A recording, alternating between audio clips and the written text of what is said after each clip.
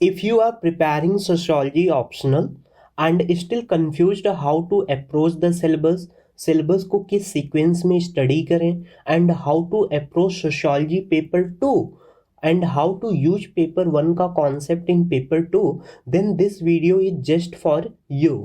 So in the next few minute मैं आपको बताऊंगा कि आप किस तरह से सोशियोलॉजी ऑप्शनल के सिलेबस को efficiently and effectively come time में पेपर 1 एंड पेपर 2 को अच्छे से प्रिपेयर कर सकते हो. And I will decode the entire sociology syllabus for you and I will also tell you the topics which are the backbone of the whole sociology.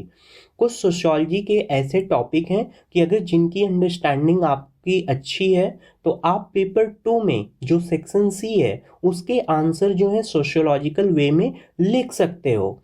And मैं आपको ये भी बताऊंगा कि ऐसे भी कुछ टॉपिक हैं जिनमें आपको थोड़ा सा ज़्यादा टाइम लग सकता है in understanding the theory and concept.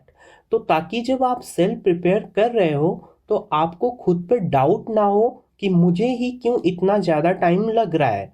ठीक है, so let's see the syllabus.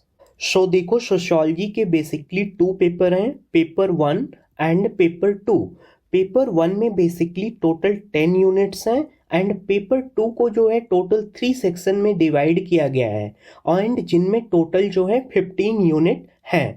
अब हम जो है पेपर वाइज सिलेबस को डिकोड करते हैं. ठीक है, तो चलो देखते हैं पेपर 1 में कौन कौन से यूनिट हैं.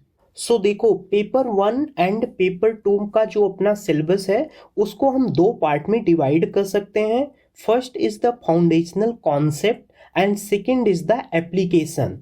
ठीक है, और ये जो फाउंडेशनल कॉन्सेप्ट हैं these are the backbone of the whole sociology. और अगर आपने इस टॉपिक की अंडरस्टैंडिंग अच्छे से डेवलप कर ली तो आप किसी भी टॉपिक का सोशियोलॉजिकल आंसर लिख सकते हो. ठीक है, अब देखो, सोशियोलॉजी के सिलेबस को अंडरस्टैंड करना बहुत ही नेसेसरी है. अगर आपने सिलेबस को प्रॉपरली अंडरस्टैंड कर लिया कि किस तरह से पेपर 1 एंड पेपर 2 को इंटीग्रेटिव वे में प्रिपेयर करना है तो half of the sociology preparation आपकी वहीं कंप्लीट हो गई. ठीक है, अब देखो, पेपर 1 का जो फर्स्ट यूनिट है सोशियोलॉजी द डिसिप्लिन, इसमें जो फर्स्ट टॉपिक है modernity and social change in Europe and emergence of sociology.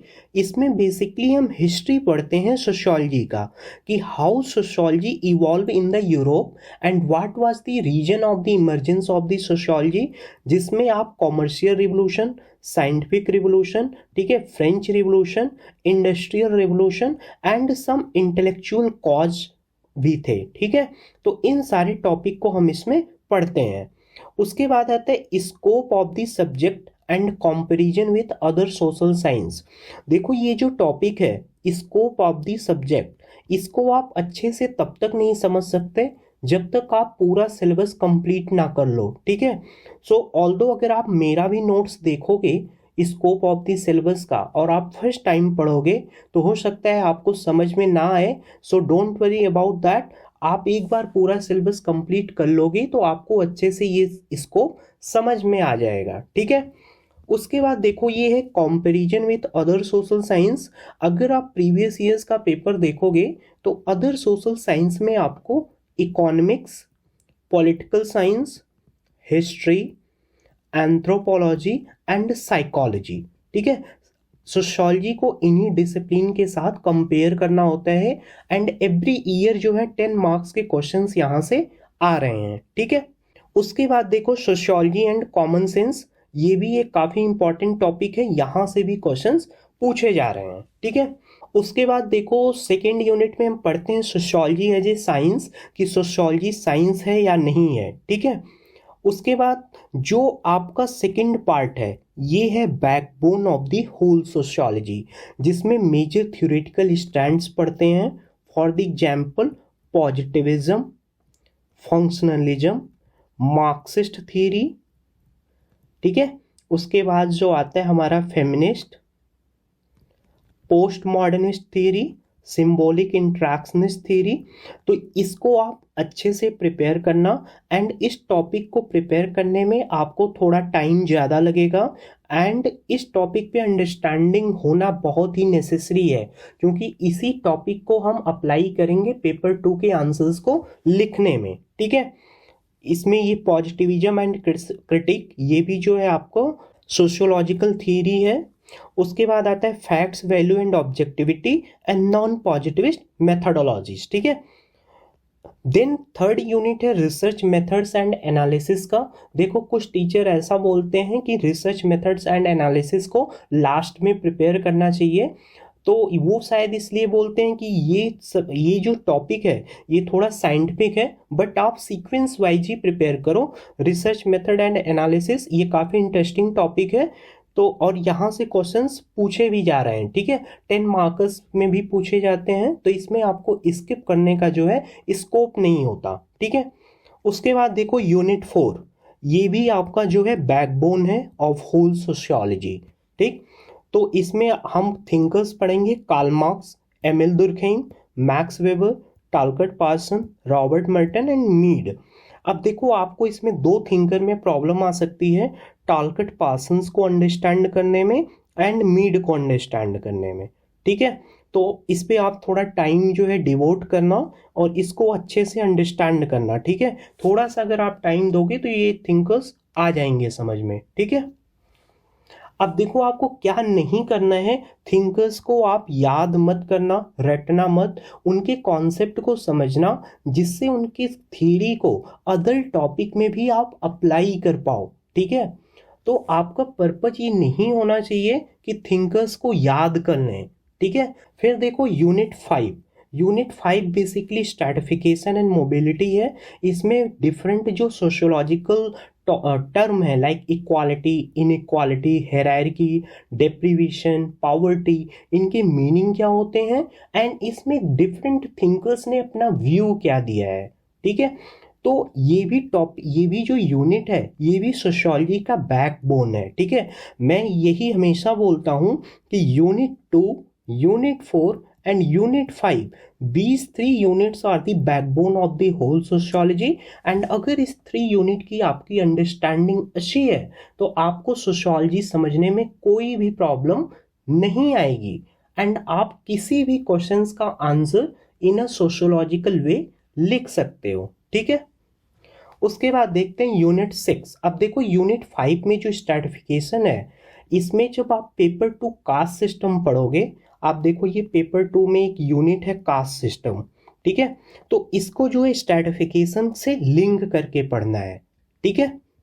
तो इसी को बोलते हैं इंटरलिंकेजेस, कि आप पेपर 1 के कॉन्सेप्ट को पेपर 2 में भी अप्लाई कर रहे हो, ठीक है। उसके बाद आपका आता है यूनिट 6। अब देखो यूनिट 6 जो है ये काफ़ी करंट ओरिएंटेड यूनिट है, बट आपको जो है बेसिक्स का नॉलेज होना चाहिए कि स्लेव सोसाइटी, फ्यूडल सोसाइटी और कैपिटलिस्ट सोसाइटी में जो वर्क ऑर्गेनाइजेशन का स्ट्रक्चर था वो कैसा था, ठीक है। तभी आप जो है करंट सिनारियो में formal and informal organization of the work समझ सकते हो, ठीक है। अभी आप करंट में देख रहे होंगे बहुत सारे फॉर्मल ऑर्गेनाइजेशन है जिनका इनफॉर्मलाइजेशन भी है एंड बहुत सारे इनफॉर्मल ऑर्गेनाइजेशन है जिनका फॉर्मलाइजेशन भी है, ठीक है। तो आप इसको भी पढ़ोगे, ठीक है। उसके बाद लेबर एंड सोसाइटी। अब देखो ये जो यूनिट 7 है, यूनिट 7 में सोशियोलॉजिकल थ्योरी ऑफ पावर। अब इसमें क्या होगा, इसमें आपने जो यहाँ पे मैक्स वेबर एंड अदर जो आपने मार्क्स के थिंकर पढ़े हैं, इन्हीं का ये एप्लीकेशन है सोशियोलॉजिकल थ्योरी ऑफ पावर में, ठीक है। अब जब आप पेपर 1 का यूनिट 7 पढ़ रहे हो, उसी टाइम में आप पेपर 2 के सेक्शन सी का 4 पार्ट एंड 5th पार्ट पढ़ लो। फॉर द एग्जाम्पल आप देखो यहाँ पे एक टर्म है bureaucracy, pressure groups, political parties, ठीक है। अब आप चलो पेपर 2 में C4, ठीक है। तो पेपर 2 में आप यहाँ पे देखो C4, तो यहाँ पे क्या है, यहाँ पे देखो प्रेशर ग्रुप्स हैं, पॉलिटिकल पार्टीज हैं, पॉलिटिकल इलीट हैं, ठीक है। ऐसे नेशन आपको पेपर 1 में भी मिलेगा, सिटीजनशिप भी पेपर 1 में मिलेगा, सेकुलराइजेशन भी पेपर 1 में मिलेगा, ठीक है। तो यहाँ पे आप देख सकते हो सिटीजनशिप, नेशन, स्टेट। तो जब आप पेपर 1 का सेवेंथ यूनिट प्रिपेयर कर रहे हो उसी टाइम आप पेपर 2 का C4 एंड C5 प्रिपेयर कर लो। जैसे यहाँ पे सोशल मूवमेंट आपने पढ़ा, सोशल मूवमेंट की डिफरेंट थियरी पढ़ ली, ठीक है। उसके बाद जो different kind of the social movement है, जैसे peasant and farmer movement, women's movement, backward class movement, environment movement, ethnicity and identity movement, तो उसी टाइम इसको पढ़ लो, ठीक है। इससे क्या होगा कि आप थ्योरी के साथ साथ उसको अप्लाई करना सीख जाओगे एंड फिर पेपर 2 में आपका टाइम भी कम लगेगा, ठीक है। अदरवाइज अगर आप पेपर 1 के बाद फिर से पेपर 2 पे आओगे तो इस यूनिट को पढ़ने के लिए आपको पेपर 1 की थ्योरी फिर से पढ़नी पड़ेगी, ठीक है। नेक्स्ट चलते हैं यूनिट 8। पेपर 1 का यूनिट 8 है रिलीजन एंड सोसाइटी। इसमें जो है डिफरेंट थीरीज ऑफ रिलीजन पढ़ते हैं। अब देखो यहाँ पे आपने यूनिट 4 में दरखाइम पढ़ा है ना, दरखाइम का रिलीजन एंड सोसाइटी, तो यहाँ पे इसी का एप्लीकेशन है कि दरखाइम ने रिलीजन के बारे में क्या बोला, ठीक है। तो यहाँ पे डिफरेंट अदर भी सोशोलॉजिस्ट हैं जिन्होंने रिलीजन के बारे में बात की, जैसे R.K. मर्टन हो गए, उनको हम क्रिटिक में कोट करते हैं, मार्क्सिस्ट हो गए, ठीक है। तो जब आप पढ़ोगे तो वहाँ पे डिटेल्स में दिया गया है, ठीक है। उसके बाद different kind of religious practices हैं, एनिमिज्म, मोनिज्म, सेक्ट्स, कल्ट्स। इसमें जो है आप डिफरेंस अच्छे से पढ़ लेना, यहाँ से क्वेश्चंस पूछे जाते हैं, ठीक है। उसके बाद देखो रिलीजन इन मॉडर्न सोसाइटी क्या है, कि रिलीजन एंड साइंस में डिफरेंस क्या होता है एंड उसमें जो है सिमिलरिटीज क्या होती हैं, ठीक है। Religious revivalism, fundamentalism. अब देखो जब आप पेपर 1 में यूनिट 8 पढ़ रहे हो उसी टाइम आप पेपर 2 में B6 पे चले जाओ, वहां पे भी एक यूनिट है रिलीजन एंड सोसाइटी का, ठीक है। तो ये देखो हमारा है B6, religious communities in India, problem of religious minorities. अब इससे क्या होगा, आपका ये टॉपिक उसी टाइम पे फिनिश हो जाएगा, ठीक है। सो डोंट वरी, मैं ये जो है PDF अपलोड कर दूंगा, तो आप अपने प्रिपरेशन जर्नी में इस PDF को देख लेना कि किस यूनिट को किस पेपर 2 के यूनिट के साथ पढ़ना है, ठीक है। उसके बाद देखो आप यूनिट 9 सिस्टम ऑफ किनशिप। तो सिस्टम ऑफ किनशिप में डिफरेंट थियरी आप पढ़ोगे, types and forms of family. यहाँ पे थियरी भी पढ़ाई जाती है कि फैमिली पे जो है डिफरेंट सोशोलॉजिस्ट ने अपने कौन कौन से व्यू दिए एंड डिफरेंट सोशोलॉजिस्ट के अकॉर्डिंग जो फैमिली का स्ट्रक्चर है वो डिफरेंट है, ठीक है। तो यहाँ family, household, marriage, types forms of family, lineage and descent, patriarchy, sexual division of labour. अब ये देखोगे चैप्टर जो है, यूनिट जो है ना, ये पेपर 2 में भी है, ठीक है। पेपर 2 का B5, आ जाओ B5 पे।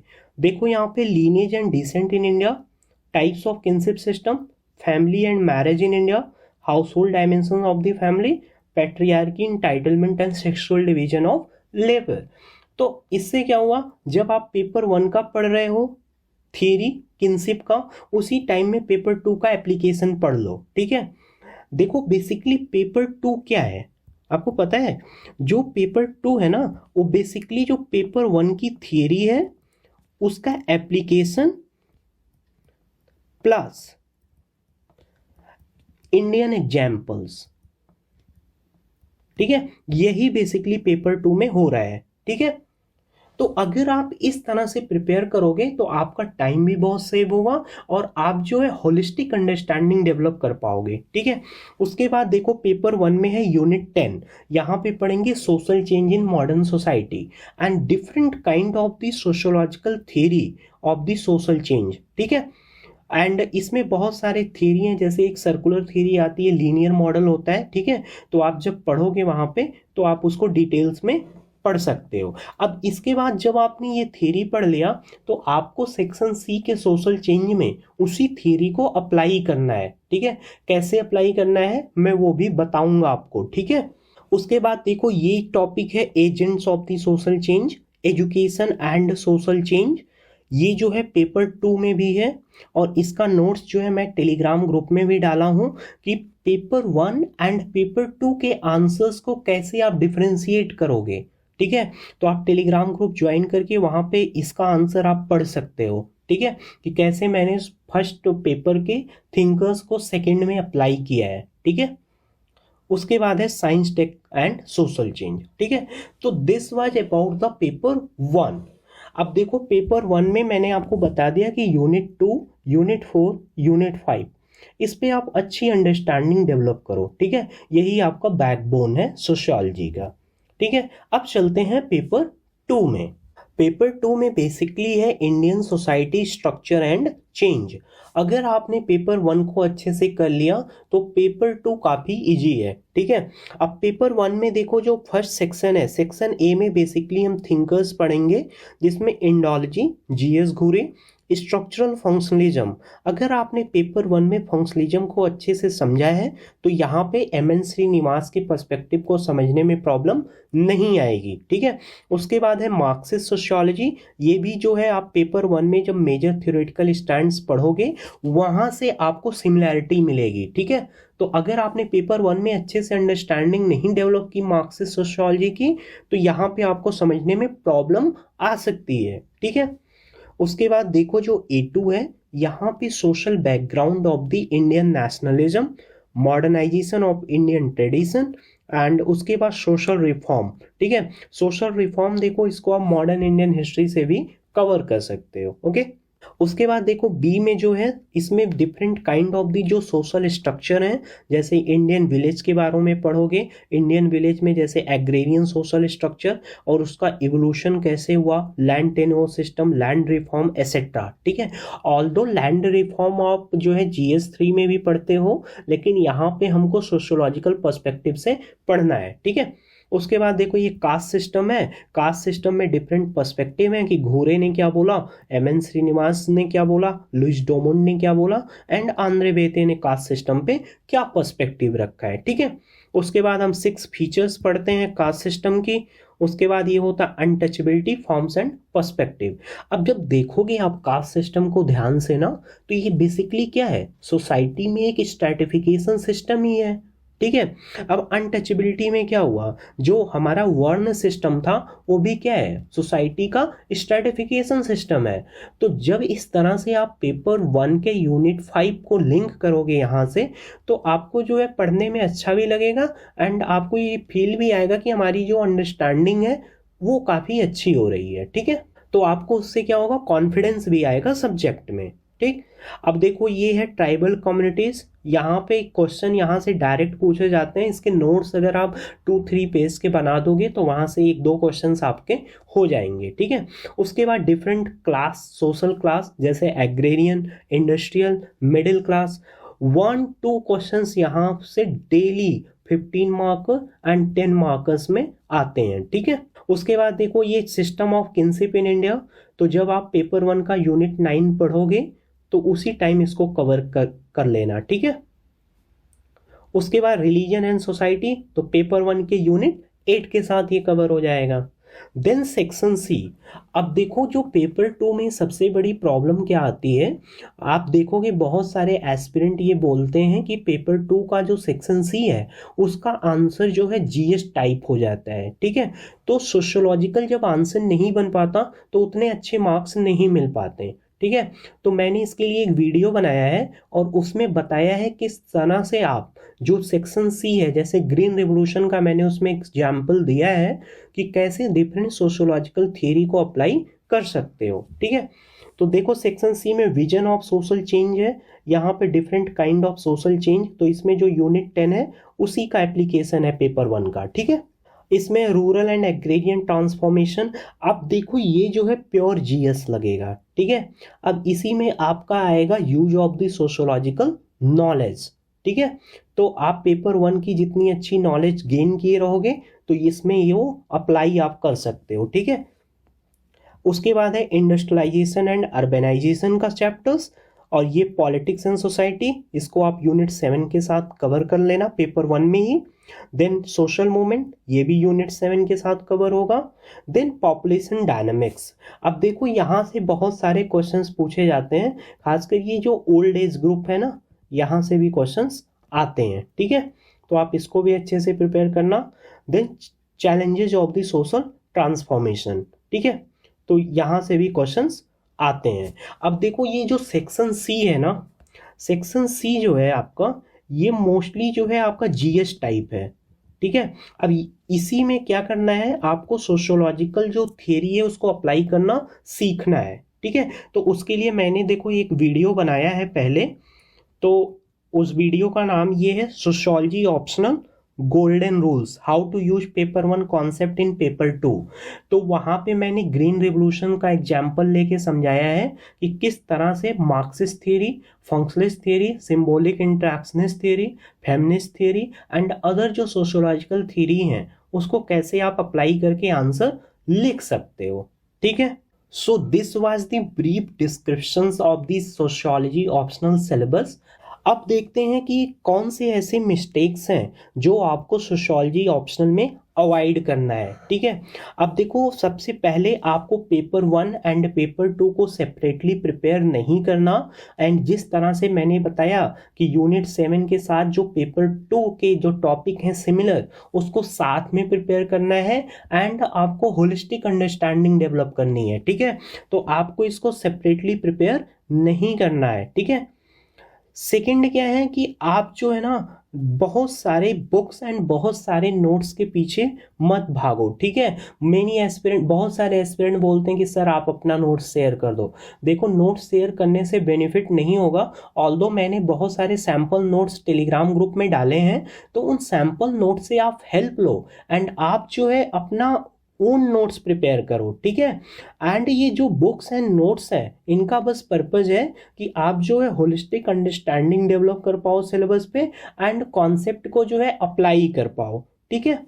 देखो, थर्ड क्या है, बहुत सारे एस्पिरेंट एंड इनिशियल फेज में मैं भी जो है ऐसा सोचता था कि जो थिंकर्स हैं एंड थियरी हैं इसको याद कर लो, ठीक है।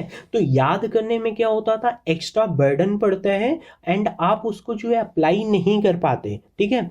तो मेरा ये सजेशन है, please don't memorise the sociological theory and thinkers, just understand it and learn how to apply in paper 2, ठीक है। तो आप इसको मेमोराइज मत करो, इसको अच्छे से समझो, ठीक। And fourth one, don't rely on others notes and make your own notes, ठीक है। So these are the mistakes which you must avoid in your sociology preparation, okay. So I hope मैंने जो है सिलेबस को अच्छे से discuss कर दिया है, ठीक है। तो अगर देखो आपको ये जानना है कि सोशियोलॉजी ऑप्शनल के नोट्स कैसे प्रिपेयर करें, तो उसके लिए मैंने जो है ऑलरेडी एक वीडियो डाली है यहाँ पे कि आप किस तरह से सोशियोलॉजी ऑप्शनल नोट्स को प्रिपेयर कर सकते हो, ठीक है। तो आप इसको भी देख सकते हो। एंड यहाँ पे मैंने एप्लीकेशन बताया है कैसे पेपर 1 को पेपर 2 में अप्लाई कर सकते हो। एंड यहाँ पे भी मैंने अपनी स्ट्रैटेजी सोशियोलॉजी ऑप्शनल के बारे में शेयर की है, ठीक है। So you can watch these videos also. अब देखो, जो नेक्स्ट वीडियो होगा उस सोशियोलॉजी के बुक लिस्ट पे होगा कि कौन से ऐसे बुक्स हैं, कौन से नोट्स हैं जिसको आप फॉलो करके सोशियोलॉजी सिलेबस कंप्लीट कर सकते हो। एंड नेक्स्ट वीडियो होगा सोशियोलॉजी आंसर राइटिंग फ्रेमवर्क पर, जिसपे मैं आपको टेम्पलेट बताऊंगा कि जो क्वेश्चन ना आए उसको किस टेम्पलेट के अकॉर्डिंग आप आंसर्स लिख सकते हो। एंड देन उसके बाद का जो वीडियो होगा उसमें मैं बताऊंगा कि how you can start answer writing in sociology. तो बेसिकली कि कैसे आप जो आंसर राइटिंग का इनर्शिया है उसको आप ब्रेक कर सकते हो, ठीक है। तो उसमें मैं अपने टेस्ट पेपर भी दिखाऊंगा एंड जो इनिशियल मैंने आंसर राइटिंग स्टार्ट की, फॉर एग्जांपल पहले मैंने 1 आंसर लिखना स्टार्ट किया, देन 2, उसके बाद 5 जो है आंसर्स का लॉज लिखना स्टार्ट किया, then sectional test of 10 question, उसके बाद जो है फुल लेंथ 20 क्वेश्चंस पे गया, ठीक है। तो answer writing is a process and I will discuss that also in details, ठीक है। सो आई होप जो है मैंने ब्रीफ में सोशियोलॉजी के सिलेबस को डिस्कस कर दिया है। तो still if you have any confusion regarding the sociology optional syllabus or anything, you can comment, you can join the telegram group and you can ask your questions there also, okay. So thank you so much and all the best for your preparation. Thank you.